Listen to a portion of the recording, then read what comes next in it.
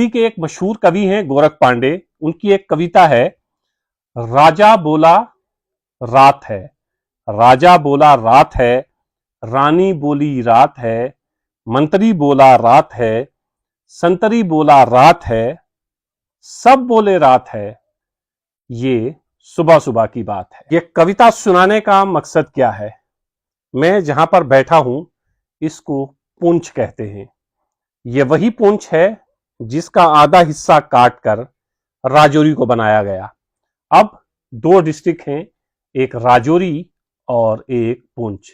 दोनों बहुत खूबसूरत, दोनों पहाड़ के बिल्कुल बीचों बीच, चारों तरफ पहाड़, गोया पहाड़ के दामन में ये शहर बसे हुए हैं।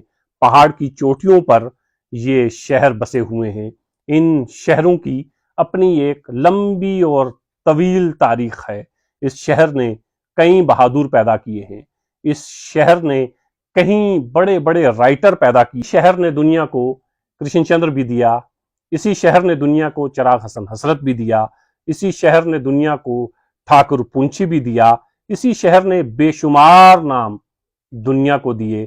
अब इस शहर की मौजूदा हालत कैसी है? अब इस शहर को लीड करने वाले लोग कैसे हैं?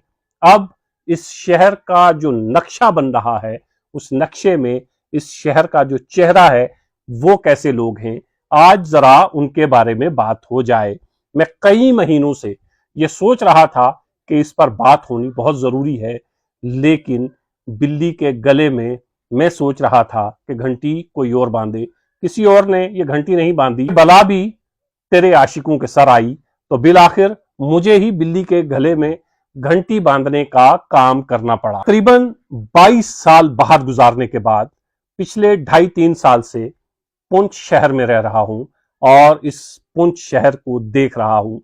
22-23 साल पहले जब इस शहर को मैं छोड़कर गया था, तब इस शहर का नक्शा आज के शहर से बिल्कुल मुख्तलिफ है। आज मैं बात करूंगा राजौरी और पुंछ के उन लोगों के बारे में जो लोग इस राजौरी और पुंछ का नक्शा जम्मू और कश्मीर को कैसा पेश कर रहे हैं। वो हर बार हमें मायूस करते हैं कि हम कभी भी इन शहरों की डेवलपमेंट पर बात नहीं करेंगे, हम कभी भी इस पर बात नहीं करेंगे कि यहाँ का तालीमी निज़ाम बेहतर हो, कभी इस पर बात नहीं करेंगे कि यहाँ पर सेहत का निज़ाम बेहतर हो, हम यहाँ की तामीर और तरक्की में अपना हिस्सा नहीं डालेंगे।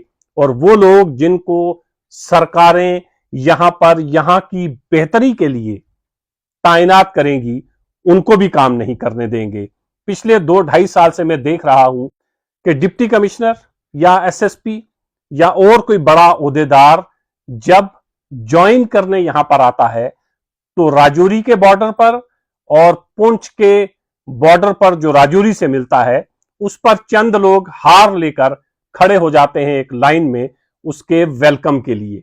और फिर जब वो ट्रांसफर होकर यहां से किसी दूसरी जगह जाता है, तो वही मंजर हमें देखने को मिलता है। उनके लिए अलविदाइया तकरीबात मुनक्किद की जाती हैं। अफसोस तब होता है जब डिग्री कॉलेज का कोई प्रिंसिपल रिटायर होता है, कोई नहीं पूछता। अफसोस तब भी होता है जब डिग्री कॉलेज का प्रोफेसर यहां से ट्रांसफर होकर किसी दूसरे शहर में जाता है, किसी को कानो कान खबर नहीं होती। अफसोस तब भी होता है कि यहाँ का बेहतरीन डॉक्टर जब यहां से ट्रांसफर होकर जाता है, किसी को कानो कान खबर नहीं होती। कोई ऐसा शख्स, कोई सिविल सोसाइटी, कोई किसी दूसरी एनजीओ का उनके लिए कोई तकरीब मुनक्कद नहीं करता है। लेकिन अगर कोई पुलिस का ऑफिसर है, अगर डिप्टी कमिश्नर हैं, अगर तहसीलदार हैं, अगर एसडीएम हैं, अगर एडिशनल डीसी है, कि ट्रांसफर पर एक नहीं दसियों पार्टियां होती हैं। एक नहीं बल्कि 5-5, 10-10, 15-15 दिन तक पार्टियां चलती रहती हैं, सेल्फियां खींचती रहती हैं। और वो सेल्फियां खींचने वाला शख्स जब तक कब्र में ना पहुंच जाए, उन सेल्फियों का इस्तेमाल करता रहता है।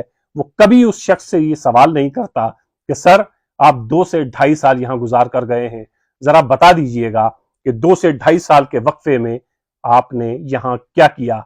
मेरी शिकायत सिविल सोसाइटी के लोगों से है, शिकायत यहां पर रहने वाले आम लोगों से नहीं है। आम लोगों को, बेचारों को तो कुछ खबर ही नहीं होती है कि कब कोई डीसी आया, कब कोई एसएसपी आया, या कब कोई ऑफिसर आया और कब कोई चला गया। ये खबर राजौरी और पुंछ के शहर में चंद लोग रखते हैं और वो इस बात की भी खबर रखते हैं कि आज डिप्टी कमिश्नर ने कहां जाना है, आज एसएसपी साहब ने कहां जाना है, आज तहसीलदार साहब ने कहां जाना है, आज एसडीएम साहब या साहिबा ने कहां जाना है। आपको वहां पे पहले पहुंचना है, हार आपके हाथ में होगा, आप फोटो खिंचवाएंगे।